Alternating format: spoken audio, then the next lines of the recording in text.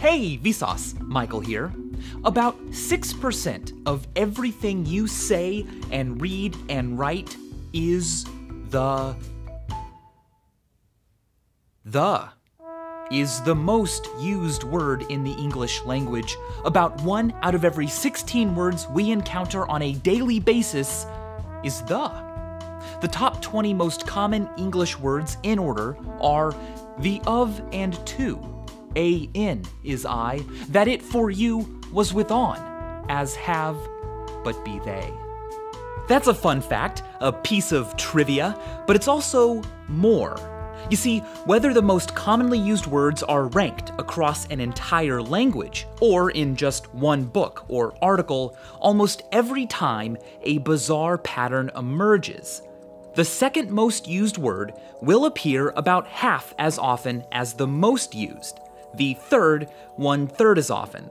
The fourth, 1/4 as often. The fifth, 1/5 as often. The sixth, 1/6 as often, and so on, all the way down. Seriously. For some reason, the amount of times a word is used is just proportional to 1 over its rank. Word frequency and ranking on a log-log graph follow a nice straight line, a power law. This phenomenon is called Ziff's law. And it doesn't only apply to English. It also applies to other languages like, well, all of them. Even ancient languages we haven't been able to translate yet. And here's the thing, we have no idea why. It's surprising that something as complex as reality should be conveyed by something as creative as language in such a predictable way. How predictable? Well, watch this. According to wordcount.org, which ranks words as found in the British National Corpus, sauce is the 5,555th most common English word. Now, here is a list of how many times every word on Wikipedia and in the entire Gutenberg corpus of tens of thousands of public domain books shows up. The most used word, the, shows up about 181 million times. Knowing these two things, we can estimate that the word sauce should appear about 30,000 times on Wikipedia and Gutenberg combined. And it pretty much does. What gives? The world is chaotic. Things are distributed in myriads of ways, not just power laws, and language is personal, intentional, idiosyncratic. What about the world and ourselves could cause such complex activities and behaviors to follow such a basic rule? We literally don't know. More than a century of research has yet to close the case. Moreover, Ziff's law doesn't just mysteriously describe word use. It's also found in city populations, solar flare intensities, protein sequences and immune receptors, the amount of traffic websites get, earthquake magnitudes, the number of times academic papers are cited, last names, the firing patterns of neural networks, ingredients used in cookbooks, the number of phone calls people receive, the diameter of moon craters, the number of people that die in wars, the popularity of opening chess moves, even the rate at which we forget. There are plenty of theories about why language is ziffy, but no firm conclusions. And this video doesn't contain a definite explanation either. Sorry, I know that's a bummer since we appear to like knowing more than mystery. But that said, we also ask more than we answer. So let's dive into Ziff's ramifications, some related patterns, some possible explanations, and the depth of the mystery itself. Ziff's law was popularized by George Zipf, a linguist at Harvard University. It is a discrete form of the continuous Pareto distribution, from which we get the Pareto principle. Because so many real-world processes behave this way, the Pareto principle tells us that, as a rule of thumb, it's worth assuming that 20% of the causes are responsible for 80% of the outcome. Like in language, where the most frequently used 18% of words account for over 80% of word occurrences. In 1896, Vilfredo Pareto showed that approximately 80% of the land in Italy was owned by just 20% of the population. It is said that he later noticed in his garden 20% of his pea pods contained 80% of the peas. He and other researchers looked at other data sets and found that this 80-20 imbalance comes up a lot in the world. The richest 20% of humans have 82.7% of the world's income. In the US, 20% of patients use 80% of healthcare resources. In 2002, Microsoft reported that 80% of the errors and crashes in Windows and Office are caused by 20% of the bugs detected. A common rule of thumb in the business world states that 20% of your customers are responsible for 80% of your profits, and 80% of the complaints you receive will come from 20% of your customers. A book titled The 80-20 Principle even says that in a home or office, 20% of the carpet receives 80% of the wear. Oh, and as Woody Allen famously said, 80% of success is just showing up. The Pareto principle is everywhere, which is good. By focusing on just 20% of what's wrong, you can often expect to solve 80% of the problems. A variety of different unrelated factors cause this to be true from case to case, but if we can get to the bottom of what causes some of them, maybe we'll find that one or more of those mechanisms is responsible for Zipf's law in language.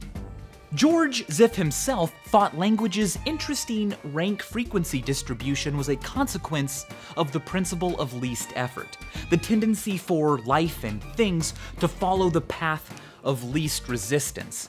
Zipf believed it drove much of human behavior and hypothesized that as language developed in our species, speakers naturally preferred drawing from as few words as possible to get their thoughts out there. It was easier. But in order to understand what was being said, listeners preferred larger vocabularies that gave more specificity so that they had to do less work. The compromise between listening and speaking, Zipf felt, led to the current state of language. A few words are used often, and many, many, many words are used rarely.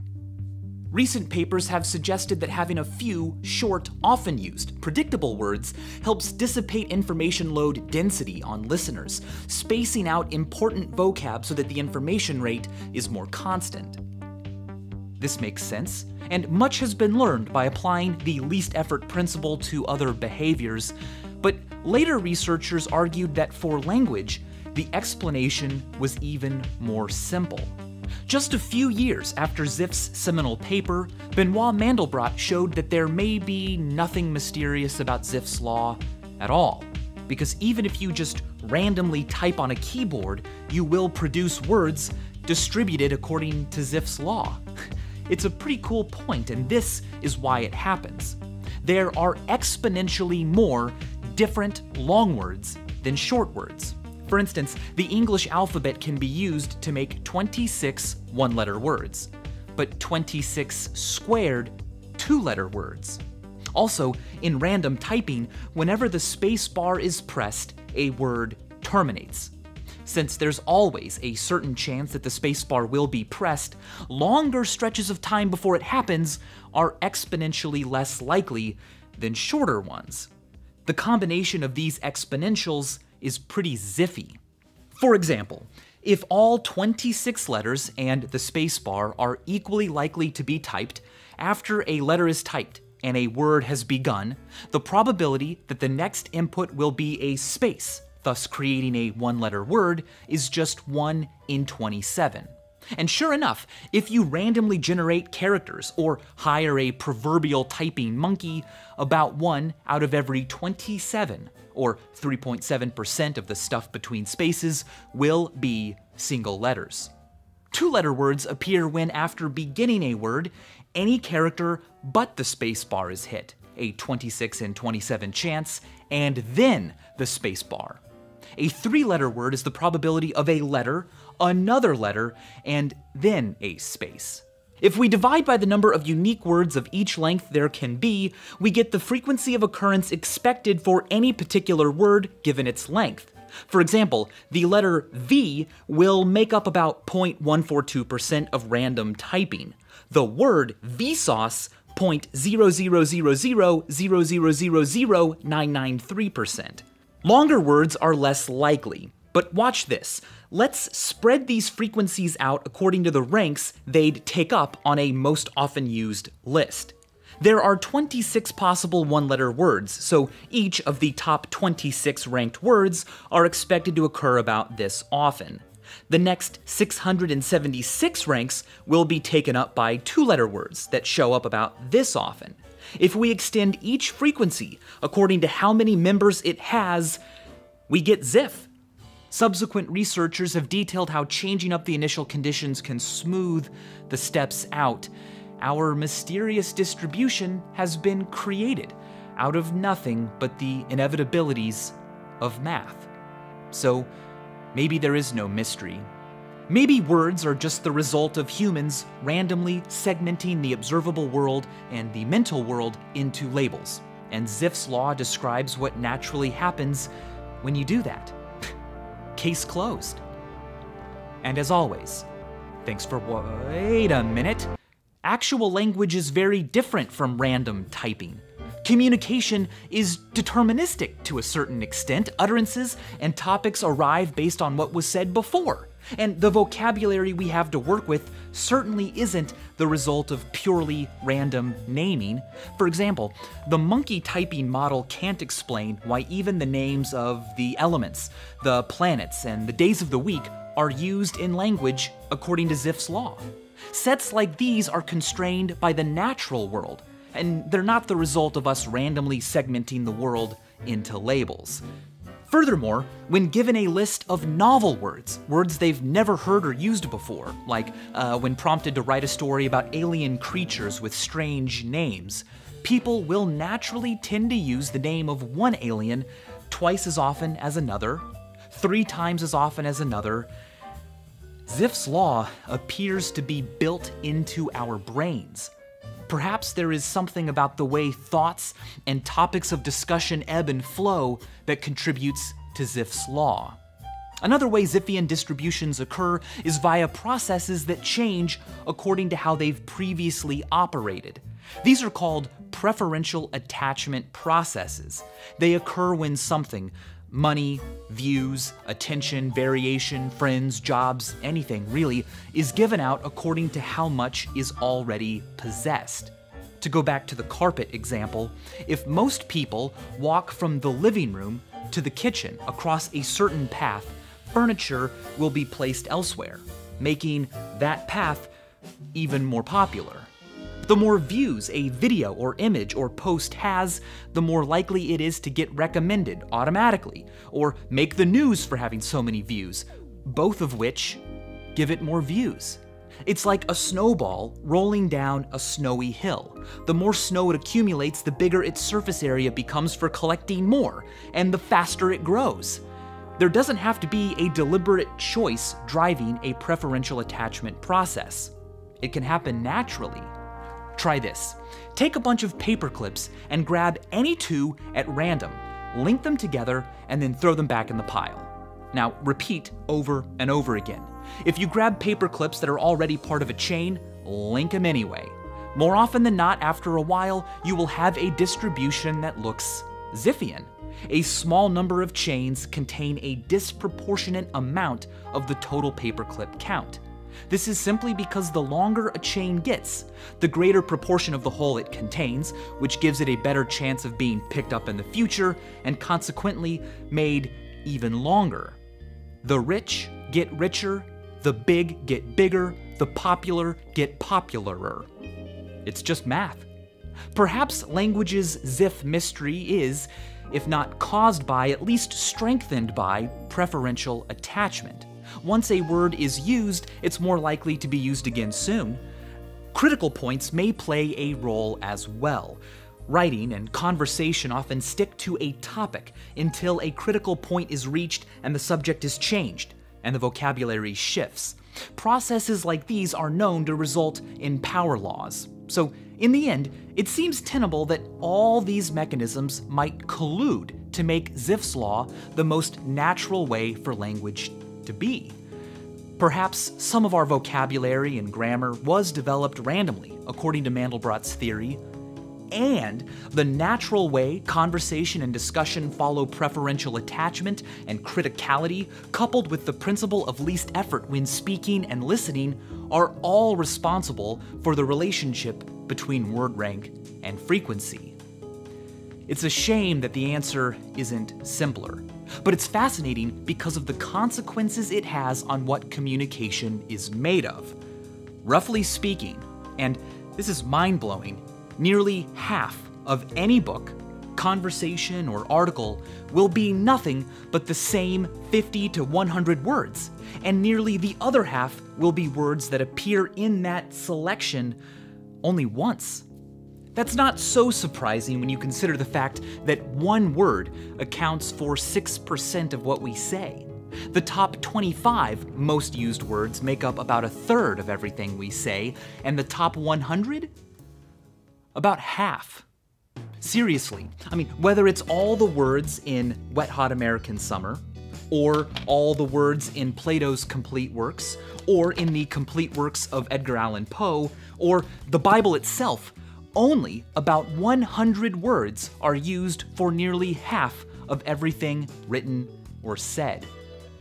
In Alice's Adventures in Wonderland, 44%, and in Tom Sawyer, 49.8% of the unique words used appear only once in the book.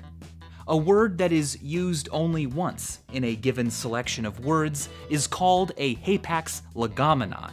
Hapax legomena are vitally important to understanding languages. If a word has only been found once in the entire known collection of an ancient language, it can be very difficult to figure out what it means. Now, there is no corpus of everything ever said or written in English, but there are very, very large collections, and it's fun to find hapax legomena in them.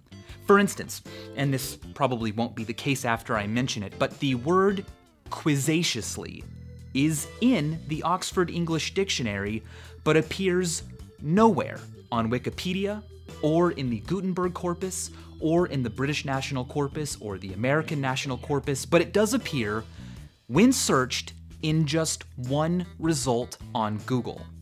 Fittingly, in a book titled Elder Speak that lists it as a rare word.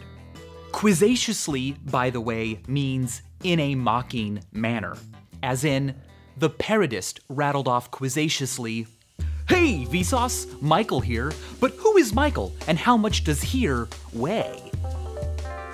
It's a little sad that quizzaciously has been used so infrequently. It's a fun word, but that's the way things go in a Zipfian system. Some things get all the love, some get little.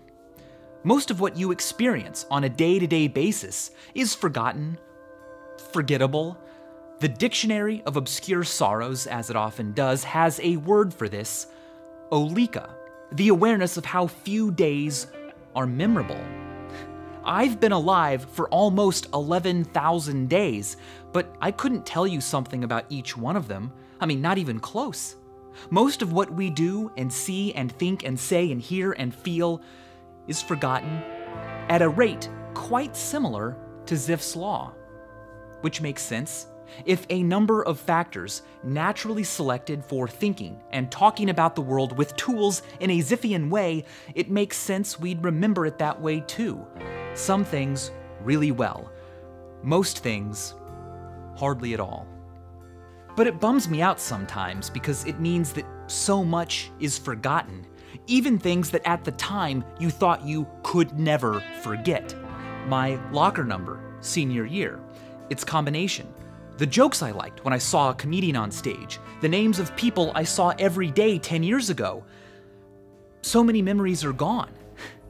When I look at all the books I've read and realize that I can't remember every detail from them, it's a little disappointing. I mean, why even bother if the Pareto principle dictates that my Zipfian mind will consciously remember pretty much only the titles and a few basic reactions years later? Ralph Waldo Emerson makes me feel better. He once said, "I cannot remember the books I've read any more than the meals I have eaten. Even so, they have made me." And as always, thanks for watching.